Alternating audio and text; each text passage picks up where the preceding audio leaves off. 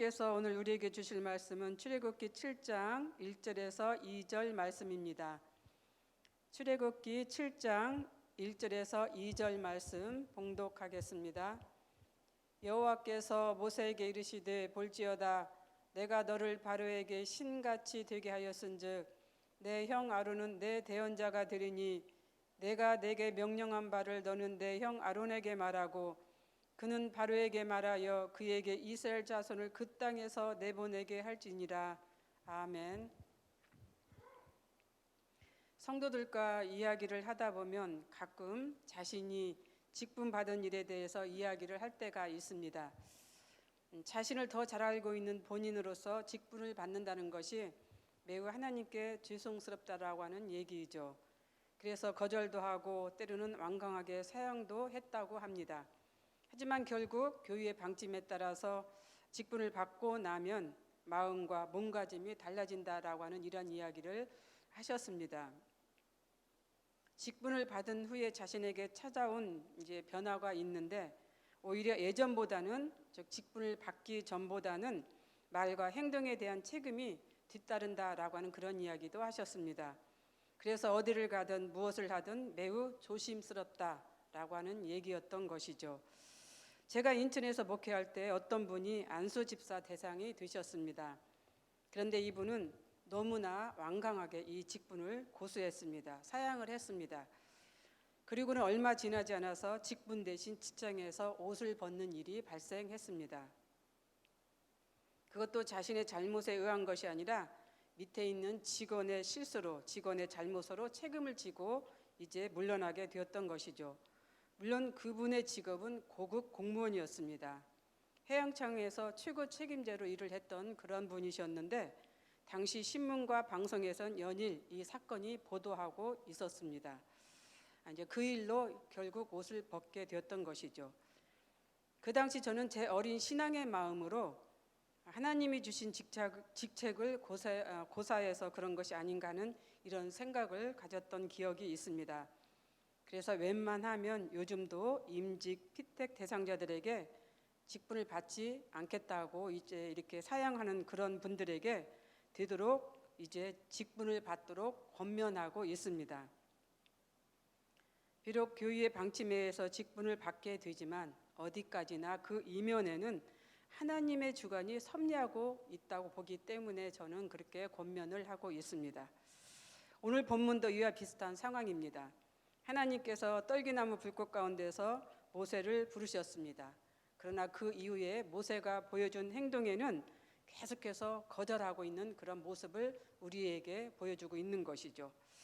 자신이 너무 부족해서 할 수 없다라고 하는 모세의 고백인 것입니다.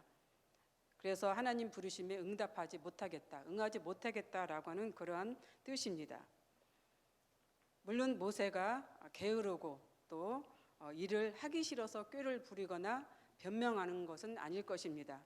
자신의 부족함을 너무나 잘 알고 있기 때문에 하나님의 부르심에 응하지 못하겠다라고 하는 그런 것이겠죠.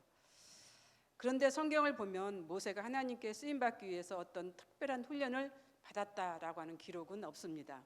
다만 그의 지나온 생애를 되짚어 보면 하나님이 계획하신 이 일을 감당하는 자가 되도록 그의 일생이 훈련 기간이었다라고 하는 것을 우리가 알게 된다라고 하는 사실이죠. 이런 의미에서 한편으로는 모세가 과연 그렇다고 하면 그런 소망, 그 소명을 가지고 살았는가 우리가 생각해 볼 수가 있다라고 하는 그런 것입니다. 그런데 모세는 그렇지 않은 것 같기도 합니다. 하나님의 부르심을 적극적으로 사용하는 것에서 그 역시 그런 것들을 우리가 의미해 볼 수가 있다라고 하는 그런 것이죠. 그런 의미에서 모세는 3번이나 4번이나 거절을 하게 됩니다.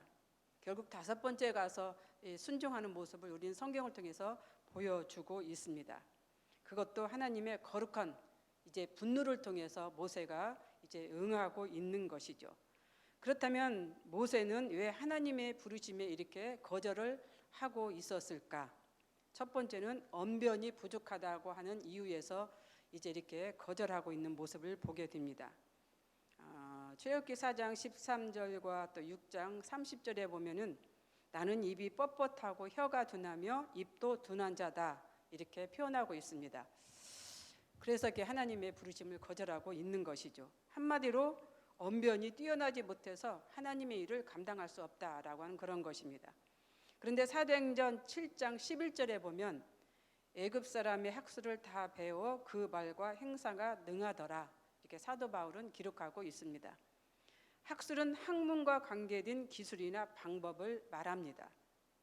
그만큼 이제 모세는 학술에 관한 학문과 관계된 기술이나 방법이 뛰어났다라고 하는 그런 것이죠. 그럼에도 불구하고 그는 한사코 이렇게 하나님의 부르심에 거절하고 있습니다. 그래서 제가 모세의 성격을 한번 생각을 해보았습니다.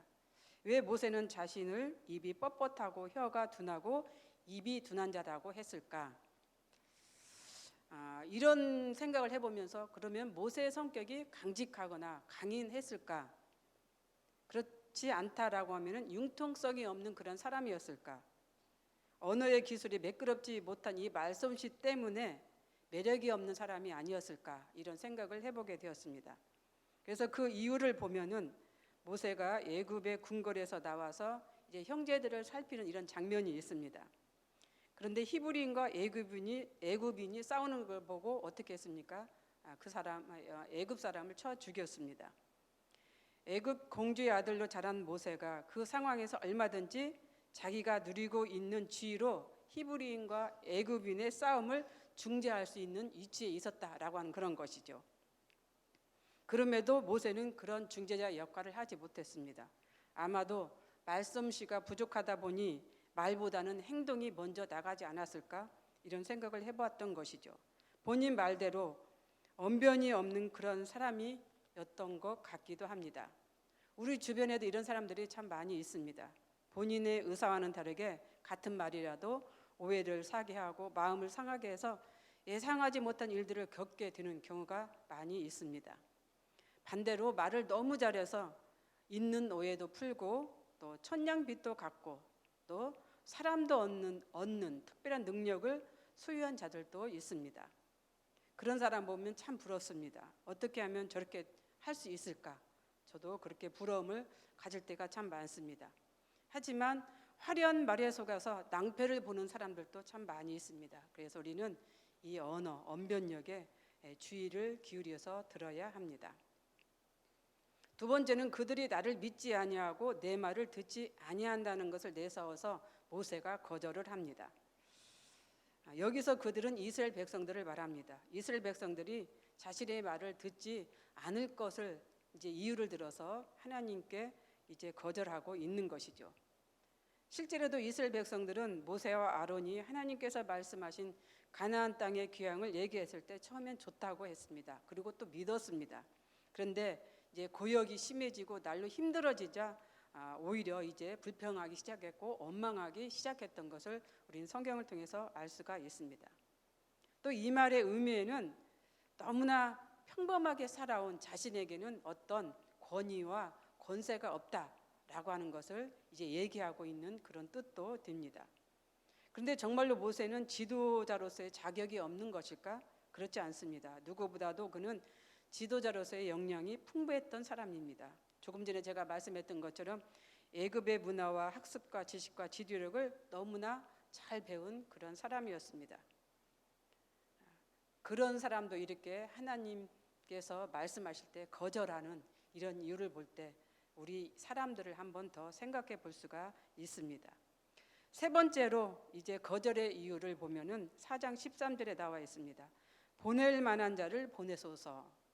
자신은 하나님께서 보낼 만한 자가 되지 않는다. 그러니까 보낼 만한 자를 보내소서라고 하는 이제 이유를 들어서 거절하고 있습니다.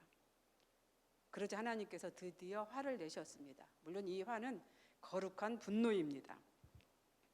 결국 이 5번째 부르심에 모세가 이제 응답을 하게 되는 것이죠. 응하게 되는 것입니다. 하나님께서는 이미 보낼 만한 자를 선택하셨습니다. 누구입니까? 바로 모세입니다. 모세를 하나님은 선택을 하셨는데 모세 자신만 그 선택의 부르심에 깨닫지 못하고 있었던 것이죠. 그러면서 하나님께서는 모세에게 2가지의 권위와 권세를 주십니다. 어떠한 권위와 권세이십니까? 출애굽기 4장 16절에 보면은 너는 그에게 하나님같이 되리라. 그리고 오늘 본문 출애굽기 7장 1절에 보면 내가 너를 바로에게 신같이 되게 하리라. 하나님같이 되리라, 신같이 되게 하리라. 예, 하나님과 신과 같은 이런 권위와 권세를 모세에게 이제 주신다라고 하는 그런 의미입니다. 하나님같이 되게 한다라고 하는 것은 아론에게 하는 말입니다. 그리고 신같이 되게 한다라고 하는 것은 바로에게 그렇게 되게 해 주시겠다라고 하는 의미인 것입니다. 언변이 부족하다는 이유를 들어서 거절한 모세에게 하나님은 언변에 능한 형 아론을 붙여 주셨습니다. 대언자로 정해 주셨습니다. 그 대언자로 이제 정한 아론은 모세를 하나님같이 여기게 되었던 것이죠. 그리고 바로는 이제 능력과 이적을 통해서 또 하나님께서 하시는 그 일을 통해서 모세를 신과 같은 존재로 여기게 되었던 것을 우리는 성경을 통해서 볼 수가 있습니다. 여기서 신은 전능하신 하나님을 가리키는 것이죠. 바로에게 이런 이제 신과 같은 그런 모습을 비춰주시겠다라고 하는 그런 뜻입니다. 그렇다고 하면은 왜 하나님께서 이렇게 신과 같이 또 하나님같이 이런 권위와 권세를 모세에게 주셨을까? 이런 권위와 권세가 없으면 모세는 이 일을 감당할 수가 없습니다. 애굽이 어떤 나라입니까? 127도를 가지고 있는 나라로 아주 막강한 나라, 부강한 나라, 또 누구도 넘볼 수 없는, 어떤 나라도 넘볼 수 없는 그런 나라였습니다. 그런 나라와 이제 이렇게 싸우게 된 이 바로의 모세에게 하나님께서 이런 신적인 권위와 또 하나님 같은 권세를 주시지 않으면은 이 일을 감당할 수가 없는 것이죠. 아무리 학술과 기술이 뛰어난다 할지라도 신과 같은 하나님과 같은 권위와 권세가 없으면은 모세가 이 일을 감당할 수가 없는 것입니다. 그래서 하나님은 이런 권위와 권세를 모세에게 주신 것입니다. 그래야만 그 일을 감당할 수가 있는 것이죠. 200만 명이나 되는 이 엄청난 숫자를 이끌고 가나안 땅을 가기까지는 정말로 이 신과 같은 하나님과 같은 권위와 권세가 있어야만이 할 수 있는 일이기 때문에 하나님은 이러한 능력을 주신 것입니다. 그렇습니다. 우리도 살아가다 보면은 또 하나님께서 우리에게 맡겨주신 직책을 또 생각해 보면은 할 수가 없습니다. 그러나 하나님은 우리에게 모세에게 주신 신적인 권위와 하나님 같은 이 권위를 주셨기 때문에 우리가 또 그 일을 감당하면서 살아가고 있는 것이라 저는 그렇게 믿습니다. 그렇습니다. 우리 교회도 이제 임직 대상자들 훈련이 있습니다. 자신의 부족함을 알고 또 고사하는 분들도 있습니다. 그러나 그 이면에는 하나님께서 이제 주시는 직분이라고 하는 것을 생각하시고 기쁘게 받는 그런 성도가 되었으면 좋겠습니다. 그래서 하나님이 주신 권위와 권세를 가지고 우리 성락성결교회에서 공동체로서 리더로서 귀한 사명을 감당하는 그런 성도들이 되었으면 좋겠습니다. 오늘 또 하나님은 우리를 부르셨습니다. 또 부르시고 계십니다. 그 부르심에 응답하는 우리 모두가 되시기를 바랍니다. 기도하겠습니다. 사랑과 은혜가 풍성하신 하나님 아버지 감사합니다. 오늘 우리가 기억해야 할 것은 하나님은 우리를 부르셨다라고 하는 것입니다. 성도로, 집사로, 권사로, 장로님으로 우리를 부르셨습니다. 그리고 사명자로 부르셨습니다. 우리는 그 일을 감당해야 됩니다. 우리가 그 일을 감당할 수 있도록 하나님은 우리에게 또 신적인 또 하나님과 같은 권위와 권세를 주셨습니다. 그 일을 감당하는 저희가 되게 하여 주옵소서. 게으르지 않는 저희들 되게 하여 주옵소서. 또 하나님께서 주신 맡겨진 사명 감사함으로 기쁨으로 일하는 저희들 되게 하여 주시옵소서. 감사를 드리며 예수님의 이름으로 기도드립니다. 아멘. 공동 기도문입니다. 지금 들은 말씀이 내 삶으로 이어지게 하옵소서. 동네 세매줄 성경 소그룹 참여로 나눔이 더욱 활발하게 진행되게 하소서. 가정, 직장, 사업이 순탄하고 안정되며 형통하게 하소서. 투병 중에 있는 환우들을 치료하시고 회복하여 주소서. 정치, 경제, 사회가 안정되고 주변 국가를 통해 어려움이 없게 하소서. 수해로 어려움 당한 지역을 속히 복구되게 하시고 폭염 속에서도 안전하게 건강을 지켜 주소서. 이 시간 공동 기도문과 개인의 기도 제목을 놓고 기도하신 후에 각자 삶의 자리로 나아가도록 하겠습니다. 기도하겠습니다.